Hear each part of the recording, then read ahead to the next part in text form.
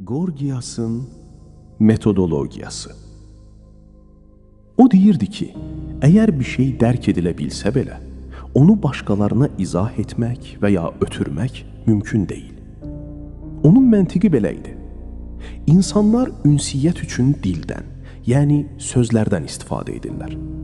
Sözlər isə reallığın özü deyil, sadəcə səslərdir. Məsələn, birinə qırmızı rəng barədə danışanda, ona rəngin özünü yox, sadəcə bir səs ötürürsən. Hər kəsin fərdi qavrayışı fərqli olduğu üçün sənin dilə gətirdiyin həqiqəti qarşı tərəfin tam olaraq sənin kimi anladığına heç bir zəmanət yoxdur. Əslində qalsa, mən belə düşünürəm ki, baba filosoflar bu qədər rahat şəkildə bir şeyi inkar etmirdilər. Çox şeyə ehtimallar üzərindən yola çıxırdılar. Həmçinin Gorgiasın da bu dərəcədə qəliz və beyni yoran fikirlər irəli sürməsinin məqsədi heç də dünyanın bir illüziya olduğunu mütləq şəkildə sübut etmək deyildi.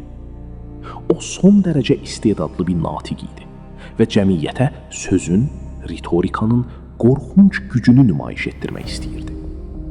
O demək istəyirdi ki, əgər mən sözlərdən və məntiqdən məharətlə istifadə edərək sizə heç nəyin mövcud olmadığını, nihilizmi belə sübut edə bilirəmsə, görün məhkəmədə və ya siyasətdə istənilən yalanı necə həqiqət kimi sıraya bilərəm.